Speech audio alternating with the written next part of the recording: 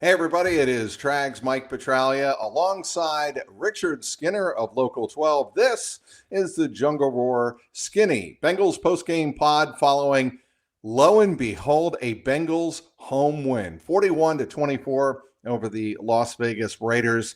And I want to get right to it, Skinny. How good should we or Bengals Houday Nation feel about a win over the now 2-7 Vegas Raiders? Enough to keep your interest going for sure. It's nice that Joe Burrow and Trey Hendrickson put their Superman capes on, and they're certainly capable of that. Probably Joe more so and more times than Trey, and that's not to demean Trey by any stretch, but Joe is the quarterback is still the most vital part of a football team. I mean, both those guys, it's two of their three stars, right? With Jamar Chase being the third. And the two of them not only played up to superstar expectations, they played above it with their performance. So you feel good that they're able to do that. But at the same time, it's, until you beat a team of significance, which they've not done, as we've documented, they're 0-4 against the teams that are, playoff teams, winning record teams. It's hard to believe in this team. Now, that being said, the way Joe Burrow cooked today, we've seen him get on these rolls right around this time of the year where he suddenly gets really not just hot, but extra hot. And we've asked him to carry the load of, hey, if Pat Mahomes can do it with his array of guys, why can't Joe Burrow do it without, a T. Higgins or Jamar Chase? He's not going to have them moving forward. Well, he did it today. We'll get to this in a moment, obviously. He did it without a guy they were going to feature today, or at least be a part of the plan today in Jermaine Burton. So he did it in a major way with a bunch of guys that, and Mike Gesicki has 2 touchdowns. Drew Sample has a touchdown. Chase Brown has a touchdown. Reception. It wasn't Jamar Chase that caught the touchdown passes today. It was 4 other guys not named Jamar Chase, and there was no T. Higgins. So that's the thing you can hang your hat on is you've seen Joe Burrow do things like this before and carry a team for an extended stretch of time. And he's going to have to do it, especially with Baltimore coming up. But it's hard for me to believe, Mike, and you can certainly chime in on this for yourself, and I think you'd agree. It's hard for me to believe until they beat a team like a Baltimore. Right. And I will give them this much. They beat a team like Vegas, like they should beat a team like Vegas. And what impressed me, maybe most of all, they got down early 7-0. You could feel the 65,000 in the stands go, oh no, it's not going to be good. They don't have Burton. And there was a bad vibe, a bad feel. Ironically, there have been a couple of games this year, namely the Washington and Philadelphia games at Paycor, where they started with a 7-0 lead, and that was the high point. Well, today they flipped the script, did the Bengals and Burrow. Burrow on his first drive, 7 for 7, in a 13-play, 70-yard answer drive to Vegas's touchdown. And on that drive, I thought the biggest play of the game, the 4th and 3 completion to Tanner Hudson. Yeah, I mean, if that play doesn't get made, the Bengals could go down a very slippery slope, Skinny. Oh, the boos would have started. The pressure would have mounted. Here we go again. The defense would have felt backs against the wall, and we just couldn't stop them on the first drive. Now we have to stop them to keep this within, a 1-score game even that early.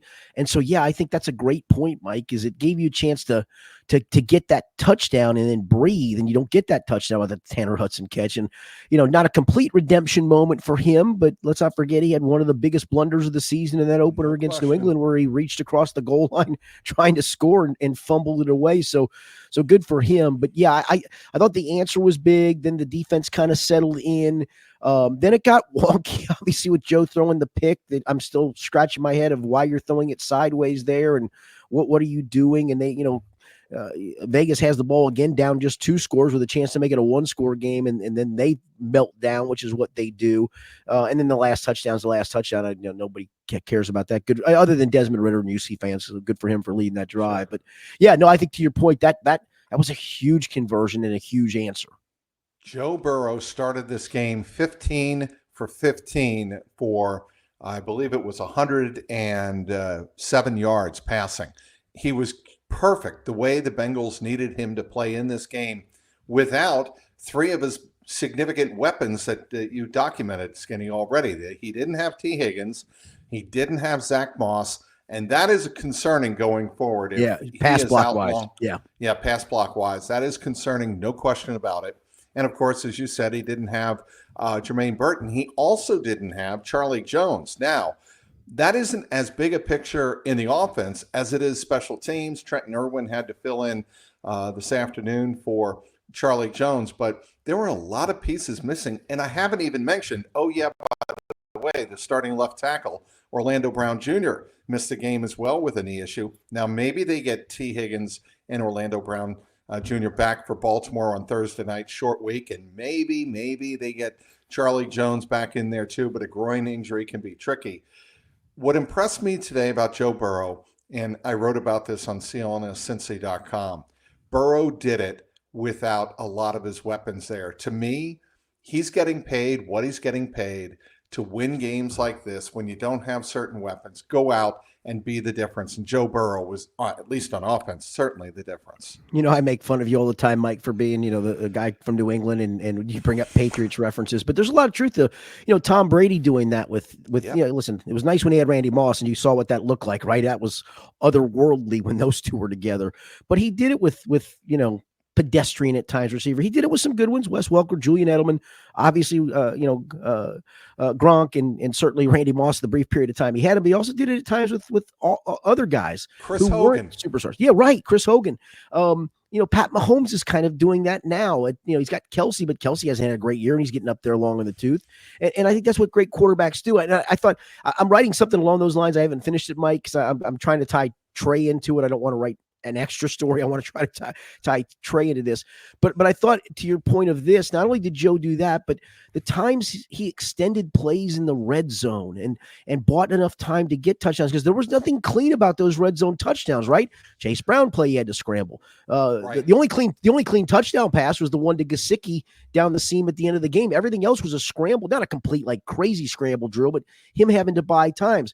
Early in the second half, he scrambled for a first down, a 10-yard run where he extended a play. He extended a couple of other plays. And I think those are the things that make a guy like him special, of doing it when you don't have all your weapons at your disposal, doing it by creating plays with your feet and keeping plays alive and showing the poise and all the things that make a great quarterback a great quarterback. And he clearly did all those. He checked all those boxes today. Yeah. You know, he had Jamar, but Jamar had I got it right here, 11 targets, 7 catches, 43 yards. You know, the last couple of weeks, I think Jamar has 16 catches, Mike, for less than 100 yards, I believe. I think it's 97 yards in the last 2 games. Teams have obviously said, you ain't going deep on us without T. Higgins, my guy. We'll let you catch a few here and there. You're going to catch a few here and there, but you're not doing anything else. Okay, and that's a big part of taking that away. In addition to then, when teams do that, going, well, fine, take him away. I got number 5 on the other side. I'll throw to him. And this is what great quarterbacks do, and Joe did that clearly today. I asked Joe Burrow after the game what Mike Gesicki said about Burrow. And I had asked Gesicki in the locker room about this, and then I asked Burrow about this. Mike Gesicki said to us in the locker room that Joe Burrow is one of one.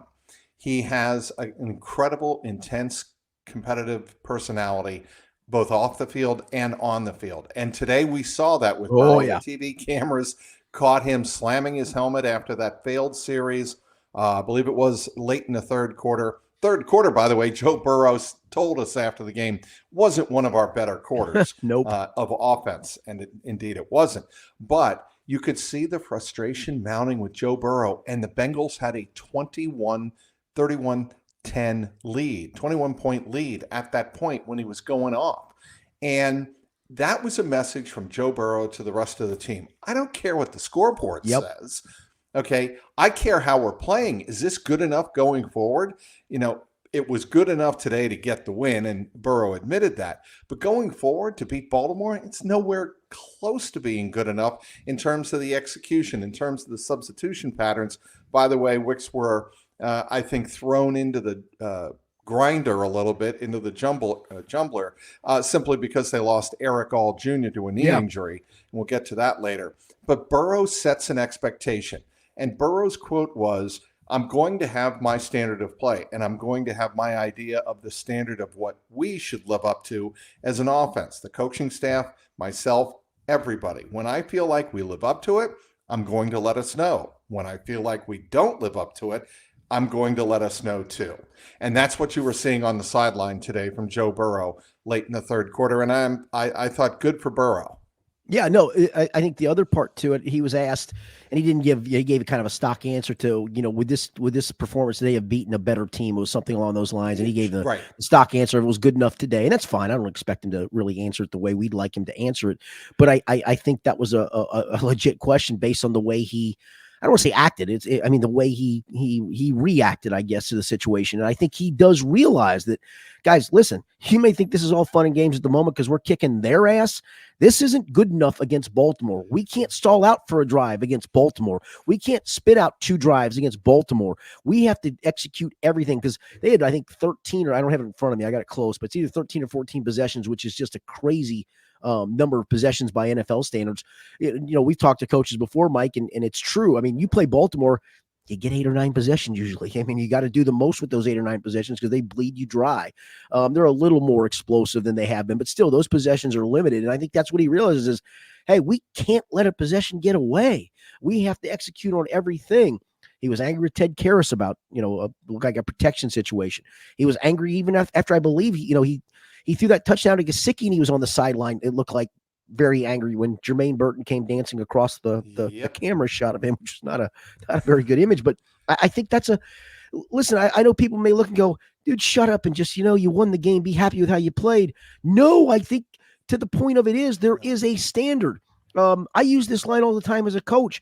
I can be really happy when we lose and you guys play up to the level that I expect. And I can be really mad when we win and you don't play the way I expect you to play. And I think that's the way he is yeah, you won and you played well and you did some good things and there's things to be happy about, but you also understand that this probably isn't going to cut it when we play the better teams that are left. Jermaine Burton. Clearly he was disciplined.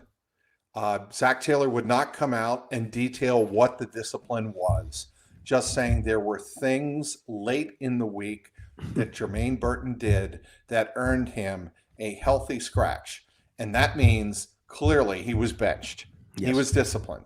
Let's not mince words here. No, Zach said he was part of the plan. And we knew it as the week progressed. We knew he was going to be part of the plan. It was talked about openly. Correct. So I don't want anybody reading into this. Well, that they just made a game time. No. He was benched for disciplinary reasons because he hasn't grown up yet by NFL standards. That's the easiest way to boil it all down. Mike Hilton literally said that. Mike Hilton said, "Hey man, it's time to grow up. It's time. You're a right. grown man. Be a grown man." Right, and that is what I was a little surprised that Joe Burrow and Zach Taylor said he's going to be a great player for us. They're trying to salvage him, I think, Mikey. And they are trying to salvage him, but there is part of me, Skinny, the old guy from the 70s that wants to see the leaders, and maybe they're doing this behind closed doors and we don't see this, come down with the hammer on the kid and say, kid, you're in the NFL. It is time to grow up. There are some locker rooms where you leave outside the door, you have to pass through the veteran keyhole, if you will. Guys that are the captains, guys that if you screw up like this, like Jermaine Burton is alleged to have screwed up on Friday and Saturday by either no showing or oversleeping or just not being there in the facility, you've got to answer to the players before you ever answer to the coaches. And to me, that's where the concern is. Are there players, forget the coaching for a second, are there players that are going to hold him accountable in that locker room? So that's a great question, and I based on the way Mike Hilton talked today, I don't know if Mike's talked to him directly, but I clearly think that Mike Hilton would be one of those guys. But it would be, listen, Jamar's a goof at times, right? T's a little bit of a goof, but both those guys are pros, man. You can think what you want of T. I mean, I've heard people talk all week. Maybe he's got the contract flu. No, he doesn't. He doesn't. He needs the ball out. He knows he needs the ball out. He's legit hurt, and that's part of the issue with him. But it still stinks. So you would think he'd learn from those two guys of what it takes to be a pro, and both of those guys prepare to be ready for games and not just that, but even above and beyond. So to the point of your thing though, here's my take on this and please jump in when you think I'm a little off base. There's a part of me that the reaction of Zach Taylor and Joe Burrow today, where they talked in terms of he's going to be a good player, he's going to come along, we're going to help him to get there. I think they believe that deep down, but I also wonder this, that you have to leave the door slightly ajar for him to play on Thursday night if T. Higgins can't go.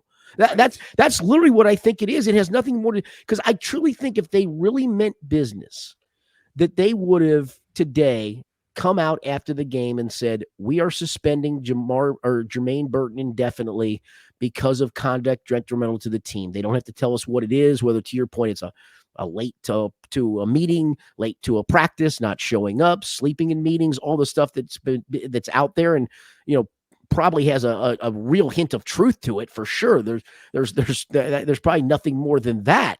But I truly think that they realize we got to win Thursday night. And if we have to have this guy and just literally drag him by his knuckles to the facility to get him there on time for the 1.5 practices we're going to have this week, we're going to do it because we might need him if T can't play.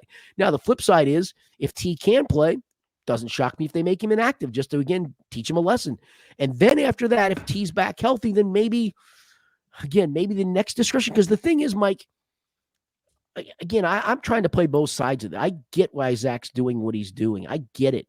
But there's also a part of me that says, dude, you've given him every inch of rope you can give him. Because this isn't like, listen, these whatever has happened at the end of this week isn't the first time this has happened, folks. And I think you've got the picture now, fans, of why he got 24 snaps or 25 snaps in the first 7 games, played with the scrubs in the preseason, all the things that people are scratching their going, how's this guy not get on the field? Look at his talent when he plays. I think now you're figuring that out, which we've all tried to tell everybody, that there's more issues than just whether or not they can get him on the field because of his talent or whatever. So I go back to, maybe one more indiscretion. Let's just say T plays Thursday and they make Jermaine inactive because it's showing him again. And then there's one more indiscretion. I think that has to be it for the year. And I'm not so sure they don't just step forward and go, yeah, that's it. You're done for the year. Maybe we can salvage you next OTA. We'll let you come for the OTAs. You show up on time for your stuff. You're attentive in meetings. You feel like you get it. We'll keep you. If not, by training camp, see you later. I hope it doesn't come to that. I hope he salvages his career. It's sad. I think something's wrong with the kid, Mike. When you knew and they told you that you're part of the plan, they repped you as part of the plan. And for whatever it was, if it was him not being able to show up or being late, and you can't even be professional enough to be ready for this game, something ain't right with that guy, man. Something ain't right. Okay. Someone mentioned this to me in the press box today, and I went, I do wonder about this. If Joe Mixon or Tyler Boyd were still on the team, and we know their reputation for handling younger players, especially Mixon's reputation. I mean, he had his off-the-field failings, no question about it. It's been well documented. But on the field, in the locker room, he was respected. There was a reason he was a captain. Would Jermaine Burton get a talking to from Joe Mixon? Absolutely, and from Tyler Boyd. And I'm sure he's gotten it from Jamar and T and Joe and everybody. And he still doesn't get it. That's the part to me. I don't think it would have made a difference. I think it's a legitimate question to ask, Mike. I think it's a real good question to ask, to be honest with you. Because I think Tyler went through not this, but for those that maybe not remember, his second season, the second game of the year against Houston, he was made inactive. They'd had enough of whatever his act was at that point. After having a really good rookie year, he was really good as a rookie.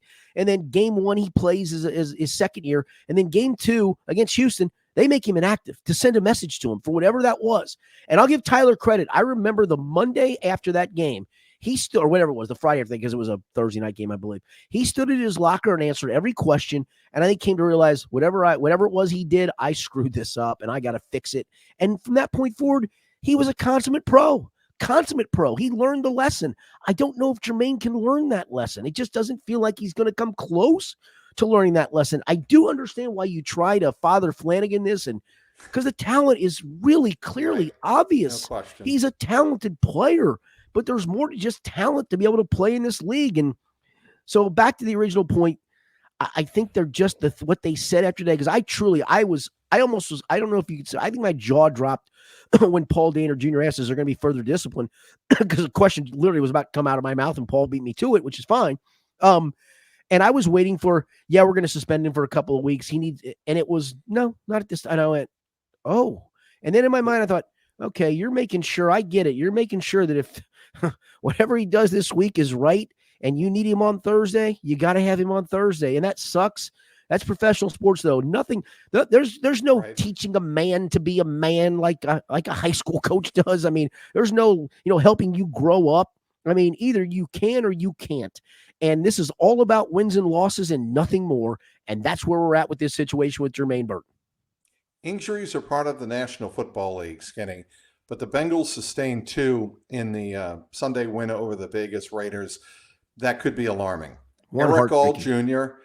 planted his foot in the turf and his knee buckled.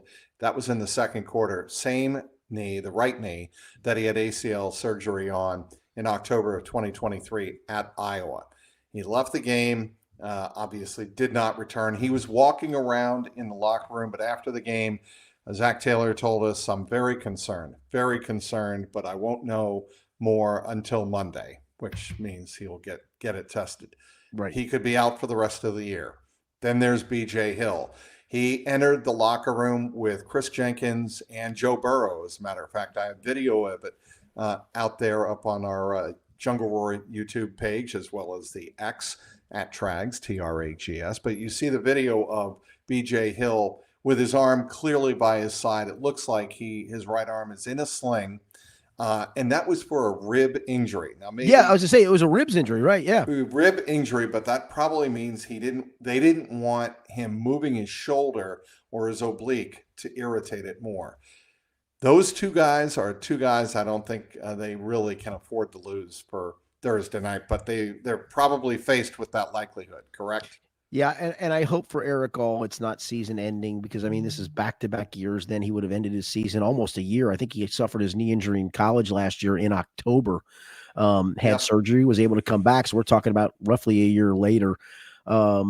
It doesn't seem right. And for those that are wondering, to your point of, I literally, when I went to interview Mike Gesicki, I kind of was alarmed because Eric All locker's next to him, and I looked up and Eric was standing in his locker. But then the thing off my head of, you are able to actually walk when you tear your ACL. As goofy as that sounds for a lot of people, you can walk around with that situation. The way Zach reacted, I honestly, Mike, I thought he was going to cry at one point. I really did, because I think you can feel the pain he feels for that kid to battle his way back and be productive. I think when they drafted him, we all believed, oh, that's a good pick, and it's going to be a redshirt year, and down the road, maybe this guy's going to be the guy, and he's given them a physical presence. The thing I will say is the tight end room is deep. He does give them something, though, that probably they don't have, which is a full 3-down tight end who can run block, pass block, be a pass catcher, all of those things. But it is a fairly deep room. I mean, you're left at the moment, if he doesn't play, with Tanner Hudson, who was effective last year and made that big catch today, to your point. Mike Gesicki had a 100-yard receiving day today. And Drew Sample, who's always shown his niche role. They love him, and he catches a touchdown pass today. Trust me, I'm not here to tell you good that Eric All got hurt by any stretch, but it is a room that's deep enough to sustain that. But he does give them something. The BJ Hill one to me is really concerning. I mean, even Mike, if it's nothing major, we're talking a short week with a rib situation. I just wonder, can he be ready to play? And for the most part, the rest of those tackles have just been meh. And I don't want it to be, here we go again at the tackle position. And, you're not in dire straits where you were earlier this year when you were missing McKinley Jackson and Chris Jenkins is playing with a club on his hand, and there was no BJ Hill and there was no Sheldon Rankins. Right now it would be no BJ Hill. It's not complete dire straits like it was, but BJ Hill is their best defensive tackle, period, end of story. So we mentioned the injuries that the Bengals had coming into the game. We mentioned the injuries, the 2 significant ones during the game. Is this at all going to force the Bengals to make a player acquisition at the trade deadline? It's a great question. I think today, if you were thinking along those lines, the fact that they won doesn't hurt.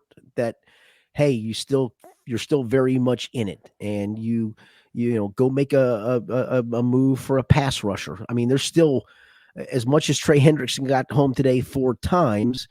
No, and I think McKinley, who I don't know who else got the other sack. It was basically Gardner Minshew fell over a pile of people in the middle of the field. You're still not getting anything from the other end. Miles Murphy didn't play many snaps today. It was mostly Joseph Osai, and Joseph isn't exactly getting home. So to that point, is it a pass rusher? Is it a corner. I mean, the corners today at times looked as bad as they've looked at times this season, getting turned around, being in the wrong place at the wrong time. Part of it, thank goodness for them that they were playing Gardner Minshew and a couple of pedestrian wide receivers, and Jacoby Myers was one of those, and he still had a 100-yard day. So, yeah, they don't do it, Mike, as we know, but this may be a year that's different of you know what, and it's been weird. I know you've tracked this. There's been hardly any draft capital of significance given up to acquire players from other teams. I'm not sure there's been above, and you please correct me if I'm wrong, I'm not sure there's been a pick above the third round that's been given up to get a guy back. And so, we were joking a handful of us today of, at the running back position too, which you didn't mention, it's potential that Zach Moss's injury lingers and might be longer than this. And you have to go to the running back market. A couple of us joked of, trade Jermaine Burton to Kansas City. They seem to like these reclamation projects for Clyde Edwards-Helaire. And so there's a part of me that thinks we're going to be writing a trade deadline story on Tuesday that they acquired somebody. And I wouldn't have believed that. I actually poo-pooed that on a couple of podcasts a couple of weeks ago of why bother wasting your time of talking about this, people, because it's not going to happen. But now I think it probably, if you believe you're in this and something can help you, you better damn well go do this. Well, and when you and a lot of Bengal fans know what both of us have written, and that is the Bengals have acquired 2 players in a trade mid-season since 1972. That's 52 years, and really only one of significance, and that is, of course, Hall of Fame receiver Charlie Joyner from the Houston Oilers back in 1972. That was a great trade. They gave Incredible. They gave up aging Paul Robinson, who aged extremely quickly after being 1968 Rookie of the Year because they handed him the sweep every time because they were an expansion team and they had no other play to run. Right. And Fred Willis, who for whatever reason had gotten into the doghouse, for Charlie Joyner and a very serviceable starting linebacker in Ron Pritchard. That was a great trade. So that would make me go, let's go to the well more often with that. And 50 years later, they haven't gone to the well at all. Well, and now in this, and granted, I think everybody out there, listening to our pod and watching our pod understands that the dynamics of roster building have changed drastically, right? But so's the trade deadline, though, Mike. It feels like teams are treating it like the baseball trade deadline. And now, what the Bengals, what any team does is, if they're sellers, they don't want players back. They just want draft picks. Right. And the way the reason I hesitate to think that the Bengals will actually acquire a player before the trade deadline on Tuesday at 4 p.m. Eastern is because they value the draft picks so much that they're not willing to give up a 6th rounder for Josh Uche. I mean, that's where we're at with all of this. And that's, if you're a Bengal fan, I think that's got to be a little bit frustrating. Oh, and it's a great point. But because, listen, the flip side, the argument I would make for the Bengals is this. If I'm paying Joe Burrow and I have to pay Jamar Chase, and I am going to maybe even think about extending Trey Hendrickson another year, and I'm already paying him significant money next year, and I may have to go out and fix my safety room next year and get a corner and get an interior offensive lineman, it's going to cost us money. And so what else do you need to offset the money you would pay? You need dudes on rookie contracts. So I understand that. That's the side I would make for the Bengals. It's easy for fans to say, go make a trade. Gotcha, man. You're right. You're not wrong as a fan to suggest that they need to improve this roster and do it now if they're going to make a playoff push. But again, you have to also think long-term of what's going to be on the roster moving forward. Who are you paying? What's it going to offset when you have rookie contracts? I know people are alarmed this year when the Bengals ended up keeping all their rookies, right? But financially, it was almost like, yeah, you need to have dudes on rookie contracts. That's the importance of quarterbacks being on rookie contracts or stars being on rookie contracts, is you're not paying them that crazy amount of money. You better have that. But at the same time, if you're in it for the short term, and that's the part for me, I think the short term, Mike, as goofy as it sounds, is more salvageable than the long term. I think they have a lot of long-term question marks looming in this offseason, to the point I just made of what you have to do to maybe fix this roster. And that's a lot. But in the short term, if you can get a player who can be of significance that can, maybe not be ready to play Thursday, but be ready to play by the Chargers game and come out of the bye 5-6 and look and go, Pittsburgh's beatable twice. Cleveland's beatable. Denver's beatable. Dallas, hell, Dak got hurt today. It probably may not affect him then, but they're a train wreck. You could look and go, we can go 5-1 after the bye with a better roster and an addition or two. I think you have to think about it. And again, I'm the guy that literally, so I'm typically being or not typically, I'm being a hypocrite. I can typically be a hypocrite. I'm being a hypocrite here because a couple weeks ago on my own podcast with Rick Boring, I said, just stop talking about this trade stuff. They're not going to do it, guys. They're not. And now I'm thinking maybe you will, and perhaps you should. Okay, we cannot wrap up this podcast, the JungleRoar Skinny Bengals postgame pod, without talking about one, Chase Brown. Great performance. Best game as a pro. 27 carries, 120 yards, an explosive 21 yards. We saw from Chase Brown explosive plays. We saw from the Bengals the ability to actually run the ball against a team like the Raiders, who have Max Crosby, but not a lot else. Right. They come out, they go full bore to get to Joe Burrow, and the Bengals were able to keep them honest with Chase Brown today. On a day, as we've said before, they did not have Zach Moss. In addition to the 120 yards rushing, Chase Brown also had 5 catches on 5 targets, 37 yards. So that's 157 all-purpose yards for Chase Brown. What stuck out the most to you, Skinny, about Chase? Just to his credit, the durability. He took a shot to the ribs, I guess, right before the half. We saw him go in the locker room, and sometimes that can mean a lot of things because he was about to come back on the field because it was a play where they weren't sure if Andre Yoshevach got in the end zone and they were reviewing it. He trotted the locker room stop, and I think he thought they were returning. He was going to come back in, and then he realized it was a touchdown. It was like, so we've seen guys do this 1,000 times, and we always overreact. When you see a guy, when a guy's limping to the locker room or being helped, he wasn't. He was walking on his own. It was, right. Sometimes you got to do your business early. Yeah. Sometimes you need an IV. And for a guy that had that many touches on not a hot day, but a warm enough day, who had that many touches, you need an IV. He took a shot to the ribs, so went in maybe early for some treatment. I thought the durability of Chase Brown, it was funny. I was standing there waiting for him at his locker. A handful of us were, and he got in the locker and he kind of sat back and he was taking his socks off and he kind of winced a little bit. Probably in pain from either the ribs or just from getting hit all day. And I kind of looked at him and I smiled and shook my head, and he shook his head back at me a little bit. And so he kind of motioned like, I'm good. So I went in, I said, you look beat. He goes, I am whipped. And he, but it was one of those ones where I'm whipped, but I think he was really happy to get a chance to have that workload and show what he could do. Mike, I swear there are so many runs he has where part of my mind goes to, he gone. And it doesn't happen all. It's just, you just see it because it happens so fast, and he's so quick and shifty. That's like, he's got one more dude to beat and he's gone. I still think he's got a 75-yard touchdown run in him at some point this season. I really do. He's just a likable guy. I'm happy for him because he just does his work. He would be a great mentor for Jermaine Burton of, hey man, I wasn't a high draft pick. In fact, I was a lower draft pick than you. And I was playing behind dudes, and I just shut my mouth.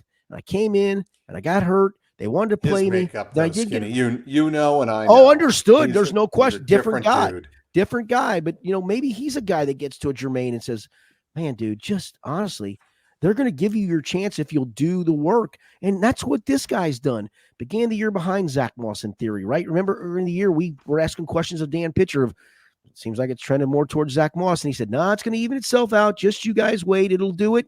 And it's more than even itself out. It's gone the other way to Chase. And again, I don't think people understand the importance of Zach Moss. I don't. He gets a lot of dirty yards that don't look pretty, and his pass blocking is just superb. And they miss that, and they're going to miss that moving forward if he misses extended period of time, which it sounds like. But I'm happy for Chase just because he does everything the right way and got his opportunity to finally go, hey man, it's your day. We're going to give you all these touches. And to your point, on 32 touches, that cat goes for 157 yards. Pretty good. And again, I don't know if we talked enough about what Trey Hendrickson did today. I know we touched on the fact that he had 4 sacks, career high. He also leads the NFL in sacks, Skinny, with 11.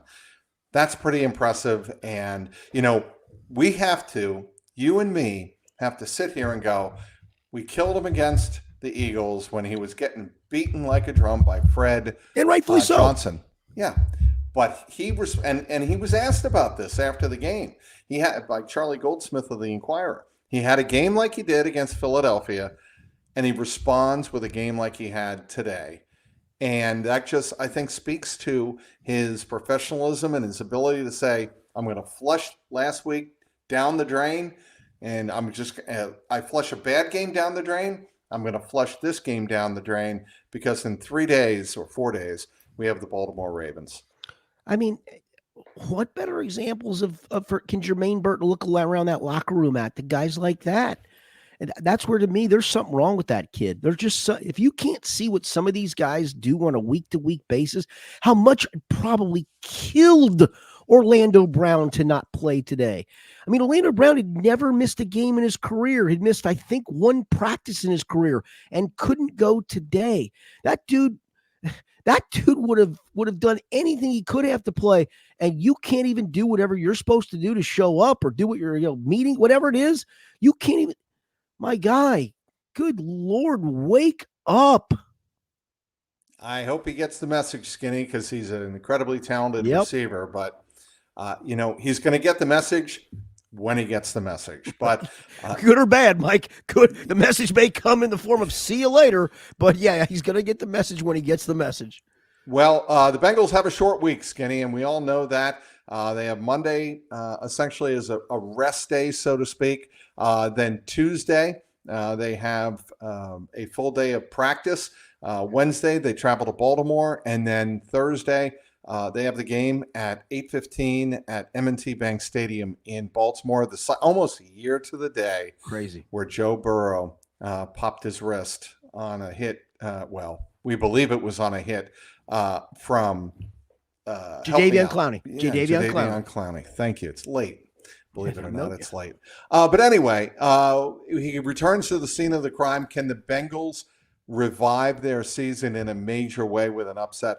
We're going to look ahead really quick, Skinny. Do you think they have a legitimate chance of pulling the upset? Legitimate, yeah, because I do think this team has one more good swing in it. Last year they went to Baltimore. They needed that win to kind of not stay afloat, but push themselves forward, and they lost, and it felt like hope was lost. And then they lost the next week, and then up comes Jake Browning, and he kind of revives things. It's not do or die, because like I said, I think if you could at least split the next two, and that's not easy because the Chargers are playing great, then yeah, you've got a pulse. But it felt like today the Ravens, after that hiccup in Baltimore, really got that hiccup in Cleveland, really got themselves back on track. The whole week was weird. It felt like, is Lamar going to play or not play? Well, then Lamar plays today, and he's stupid good. And Zay Flowers has been hurt, and he plays stupid good. And that's a really good Denver defense, as you know. And then they were great defensively, which they haven't been this year. The only thing I think I can hang my hat on is Baltimore hasn't been great defensively. Today, I might chalk it up to, you played a rookie quarterback who was playing on the road in Bo Nix. And he's been good, right? But it's still a rookie quarterback on the road at a really good team, and those kind of teams can really mess that guy up. The thing for me today would be, did the offense kind of get out of a funk? Yeah, it's helped by the Raiders not being good, but it's a Raider defense that came into today tied for 11th in yards allowed. I mean, they've been hamstrung by the offense's turnovers. So yeah, I think they got a puncher's chance. They played them toe to toe here, and if the kid doesn't drop a snap, they probably win that game.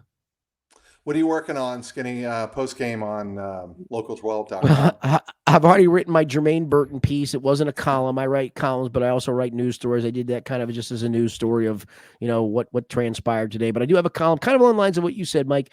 I'm doing it kind of along the two guys who can be Superman, put on their Superman capes, but also along the lines of, that Joe Burrow, his competitive nature really showed through today, and I think that can carry this team at least a decent way the rest of the way. All right, he is Richard Skinner, does an amazing job, and has so do you, Mike. Decades on local12.com covering the Cincinnati Bengals. Be sure to follow his stuff on local12.com as well as on the exit, Local12 Skinny. Be sure to follow him there as well. That'll wrap it up for this edition of the JungleRoar Skinny Bengals postgame pod. Bengals win their first home game of the year in 5 tries, beating the Las Vegas Raiders by a score of 41-17. to 24. We'll be coming at you from Baltimore. Skinny, you're making the trip, right? Yes, I am. We'll You're be gonna there have some together. crab cakes pregame. I'm more of a crab leg guy than crab cake guy. All right. Well, I do both for the record. So anyway, we'll have to have some of those and some beverages to wash it down. We'll both be in Baltimore. That's the long and short of it. That's Yes. what I'm trying to tell everybody here, that Skinny and I will both be at M&T Bank Stadium. And that will be the next time we come at you with the JungleRoar Skinny Bengals post-game pod. Again, thanks for watching. And until Thursday night, have a good one, everybody.